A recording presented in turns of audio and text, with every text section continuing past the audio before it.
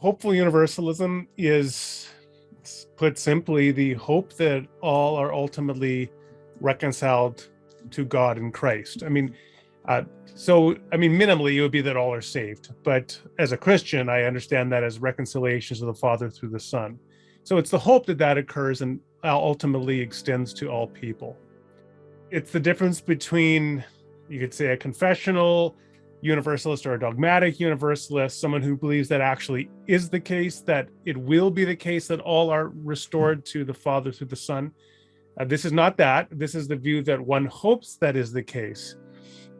Now, hopeful universalism is consistent with, of course, dogmatic universalism. In other words, you believe all will be reconciled, and you hope it is the case that all are reconciled. But it is also consistent with other views of posthumous judgment. In other words, annihilationism or conditional mortality, and also eternal conscious torment. You may believe that the weight of evidence scripturally, logically, or otherwise philosophically, whatever, that it supports eternal conscious torment, but nonetheless you hope that you are incorrect about that. So hopeful universalism can consistently be held with any one of those views of posthumous judgment. I guess you could start with a quote, which I love, from J.I. Packer, of all people, who, of course, is a defender of infernalism or eternal conscious torment or the traditional position. But he actually says in one of his essays on that topic, if you want to see people damned, there's something wrong with you. I believe that's pretty much a verbatim quote of what he says, which is really interesting. And I think he's exactly right about that. If you don't want universalism to be true, then I would ask, why is that the case? Why do you want particular people to be damned? And I think that what the Christian should be working toward is the hope that all are ultimately reconciled to God in Christ. Now, having said that, I don't want to be flippant about it. I've actually been wrestling with this in my own mind since yesterday, when I read an article about a man in Canada who's been arrested on charges of child pornography.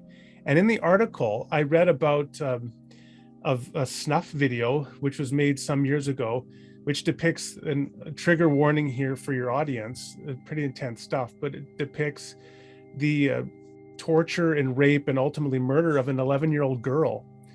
And when I read about that, to this moment, like 24 hours later, I don't want that person that made that film to be saved, to be honest.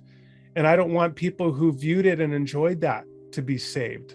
I want them to go to hell. I'm not saying eternal conscious torment, but I don't want them to be restored to the Father. But even as I have those, I think, very natural and understandable feelings, just feelings of seething rage. I mean, my daughter's in her 20s now, but I can imagine, right, that kind of evil being perpetuated on a child. But still, the challenge of hopeful universalism is to ultimately wish and hope in some sense that all are restored to the Father in Christ. Now, one thing I just want to stress here is that I hope it becomes clear then that universalism, hopefully universalism, is not a wishy-washy position.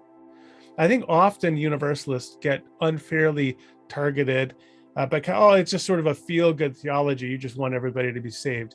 Yeah, but if you've ever really thought seriously about the evil in the world, it's a serious stance to take a confessional stance that you want all people to be reconciled to God through Christ. To say that about the man who made that video about that 11-year-old girl, I mean, that's a pretty extraordinary statement. And on a lot of days, I have to be honest, I think it's an offensive statement, but that's my own internal wrestling with the depth of evil in the world.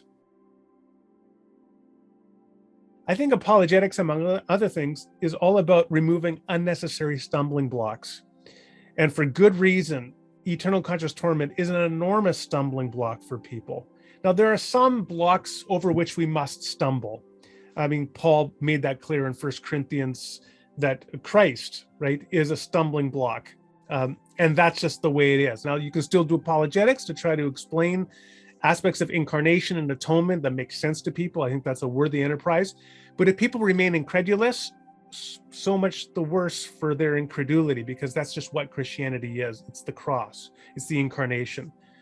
But woe to us if we heap burdens upon people that are unnecessary. And I think there's ample evidence that eternal conscious torment, at the very least, is an unnecessary burden to place upon a person's shoulders. Now, you also have annihilationism or conditional mortality, the view that I hold. So even if you find yourself in the middling position that I'm in, where you sense the strength and allure and draw of universalism, but you're just not sufficiently compelled by it, and you also sense some degree of disconsolation with the view you currently hold, namely annihilationism, then to be able to say, well, I'm an annihilationist, but I'm also a hopeful universalist, then I think that that is a very good position to hold, which removes those unnecessary stumbling blocks.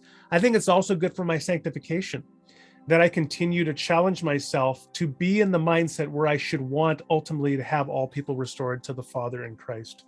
So I don't end up like the imprecatory psalmist who hates certain people and wants them to be cut off and wants to bathe my feet in their blood and wants to dash their children against the rocks.